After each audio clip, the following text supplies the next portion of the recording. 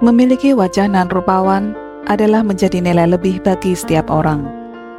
Dan keindahan visual dalam hal fisik sangat berdampak pada kepercayaan diri. Kini tidak sulit bagi orang untuk membuat wajahnya menjadi menarik. Operasi plastik adalah solusinya. Namun tentunya dengan syarat harus memiliki uang yang cukup untuk membayarnya. Tempat yang banyak menjadi tujuan orang memperindah penampilan adalah Korea Selatan. Korea Selatan menjadi salah satu negara yang dikenal sebagai tren operasi plastik. Sehingga jangan heran bila di Korea Selatan banyak iklan poster atau banner yang mempromosikan klinik operasi plastik di halte bus atau di stasiun subway. Hal ini sudah dianggap lazim karena semakin banyak orang melakukan operasi plastik dan tidak malu untuk mengakuinya.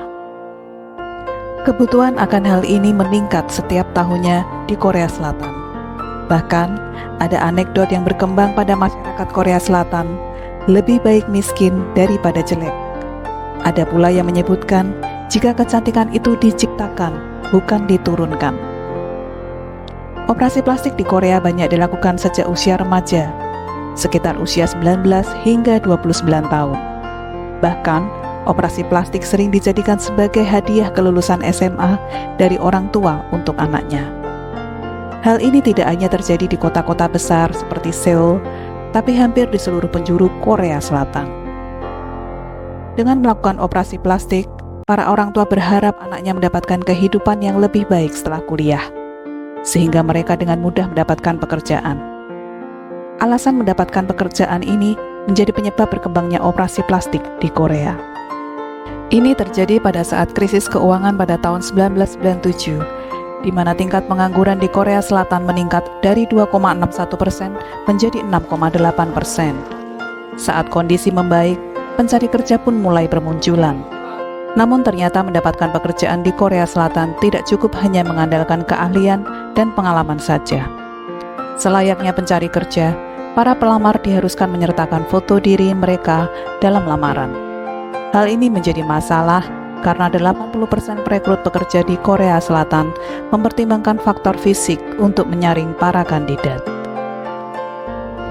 Setelah krisis keuangan itulah, para pencari kerja kerap melakukan operasi plastik untuk mendapatkan kesempatan kerja yang lebih besar.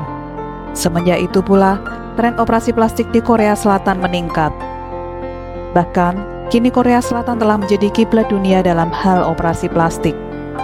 Korea Selatan telah menyumbang sekitar 24% di seluruh operasi plastik di seluruh dunia. Hasil yang memuaskan dan promosi yang jor-joran yang dilakukan di media maupun dari mulut ke mulut membuat masyarakat dunia berpaling untuk melakukan operasi plastik di Korea Selatan. Setiap tahunnya, ribuan orang dari berbagai penjuru dunia melakukan operasi plastik di Korea Selatan. Tidak mengherankan juga jika devisa negara Korea Selatan semakin membumbung lantaran banyaknya wisatawan asing melakukan wisata permak wajah. Diperkirakan industri operasi plastik di Korea Selatan pada tahun 2020 memiliki nilai yang sangat fantastis, yaitu mencapai 10,7 miliar US dollar atau berkisar 166 triliun.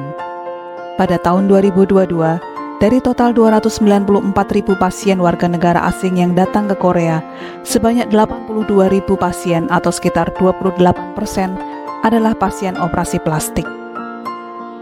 Berdasarkan negara, pada tahun 2022, warga negara Thailand menempati urutan teratas dalam daftar pasien warga negara asing yang mengunjungi klinik operasi plastik, yaitu sekitar 24,2%. Kemudian diikuti oleh pasien dari Jepang, Cina, dan Amerika Serikat. Ibu kota Korea Selatan, Seoul, dikatakan memiliki lebih dari 600 klinik operasi plastik yang kebanyakan berlokasi di wilayah elit Gangnam. Di sana berjejer klinik-klinik kecantikan yang menawarkan berbagai macam prosedur serta harga yang variatif. Klinik kecantikan di sana umumnya terdiri dari gedung-gedung bertingkat dengan dilengkapi dengan fasilitas yang beragam, mulai dari ruang operasi, ruang konsultasi, ruang tunggu mewah, hingga ruang rawat inap bagi mereka yang melakukan operasi berskala besar. Masing-masing klinik bahkan dilengkapi dengan perawat hingga interpreter dalam berbagai bahasa demi menggait minat operasi plastik.